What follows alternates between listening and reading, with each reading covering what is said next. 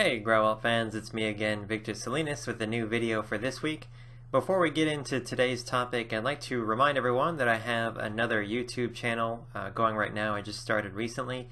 It's called Writer's Realm, and that coincides with a project that I'm working on called writersrealm.com that is going to be based around creative writing tutorials and user forums.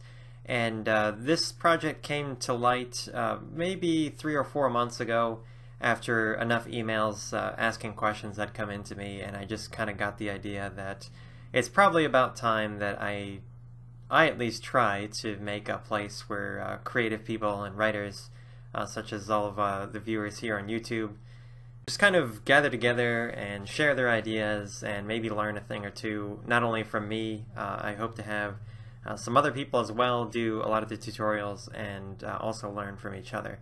So I will put a link to the YouTube channel, the Writer's Realm channel, in the video and also in the video description. I would recommend that everyone at least give that a shot.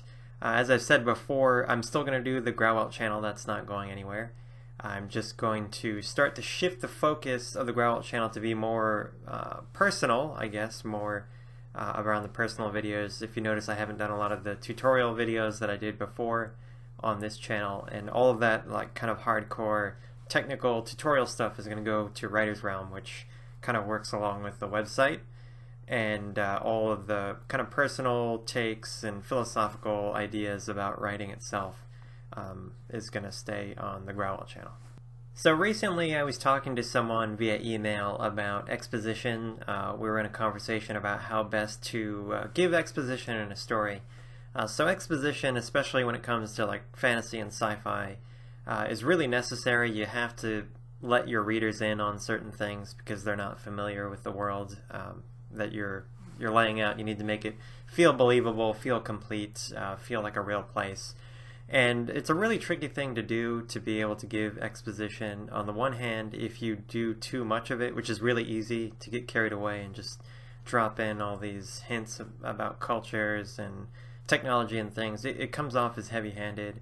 And then if you don't do enough, your reader can kind of feel lost, which is something that I think some of us, or most of us, have come across in certain things that we've read, or even TV shows or movies. It's kind of like, what's going on? I don't understand this environment because I can't take for granted that I know what's going on. I don't actually live in it.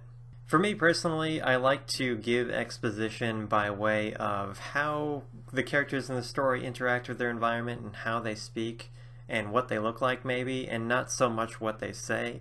I think the wrong way to go about exposition is to just have characters say it outright. You know, if you have a character that says, oh, by the way, our government works by electing a council, and the council members then, you know, etc., etc., etc. A character probably isn't going to say that because everyone in the environment more or less knows how that works. They live in that culture every day. You know, they go to these elections, say, and you know, they know how it works. They don't have to describe that to each other. It's the way you'd want to do something like that to show, for example, the way the local government works, is to have one of the characters in a scene or in a conversation be one of these council members, and they refer to them as council members such and such. And you just get hints and pieces of how it works. You know, the council member talks about a meeting that's going to be convened or an election coming up, and they just kind of allude to that, just like a real person would in the real world.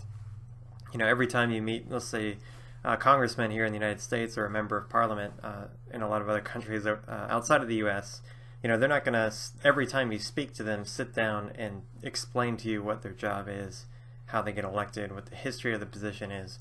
They're just going to make reference to the pertinent events related to the conversation and not give you a huge expository diatribe about what their position is and how that's fulfilled. So when I think about exposition and what I gave to this person as advice on giving exposition is kind of show it off through the way that the characters interact with each other, you know, what they look like, what they do, and don't just make them a mouthpiece for giving the exposition straight to the reader. It just comes off as really heavy-handed, and it's also really easy to get carried away and be too long-winded about it. So just another quick example of how to play this sort of exposition off. Let's say your protagonists come across a certain order of warriors.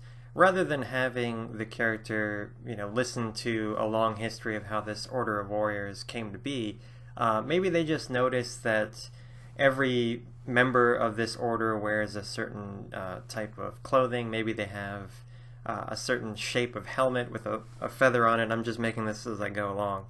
And then, they come across this order of warriors and they notice that they all have this in common. They wear this special helmet with a single feather or something that goes across the front and the middle of it. And then later in the story, they come across, maybe way later, they come across another individual that has this commonality, or maybe they see a helmet like that with a feather like that on a bookcase or hanging on a wall when they visit someone's home, and then they start to piece together like, oh, they belong to that same order of warriors. And you slowly get the feel of who these people are and what they do and the history of it by what the characters notice about these particular individuals and their arrangement, rather than them just having come out and said it. Because again, like I said with the last example of like a council, every time you meet one of these warriors, they're not just going to drop another hint about who they are, just tell you, oh, by the way, I'm sure you didn't know our order was formed in the year, and so on and so forth. You need to slowly show that in a really natural way, and you got to keep in mind that your readers are going to discover things as you expose them, and you don't want to overexpose them to things. So that's why I like to have protagonists that are kind of ignorant so that they learn things alongside the reader. Like in the Grauwelt series, the chief protagonist is Ainsa, and before the story really begins, all she really knows is her life as a captive to Loa.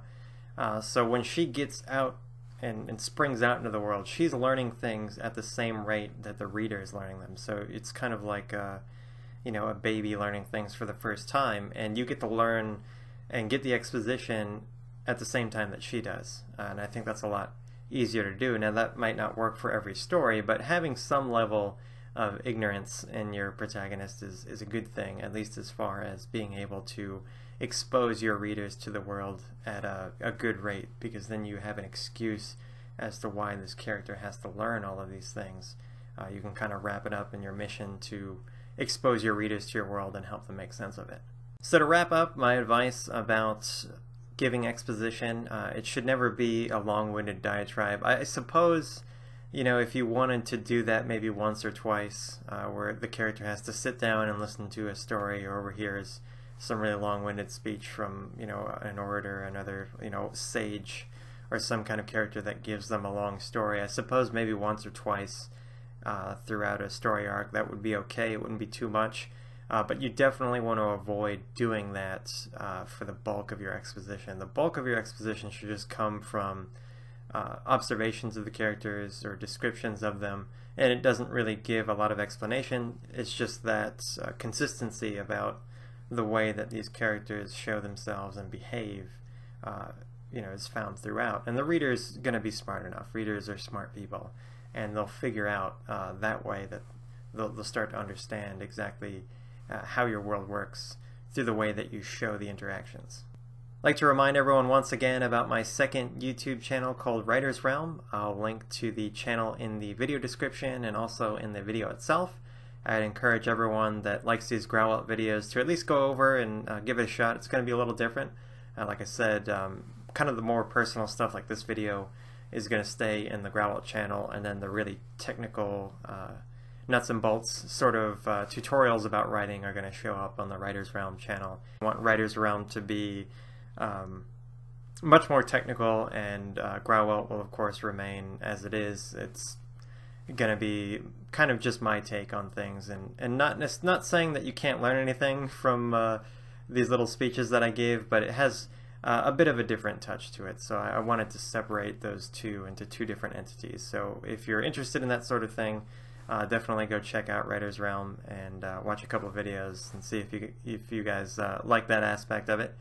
And if not, then I will still be doing these Grauwelt videos, of course. Don't forget to rate and share this video if you liked it, and subscribe to the Grauwelt channel. I'll talk to you guys next time. Bye.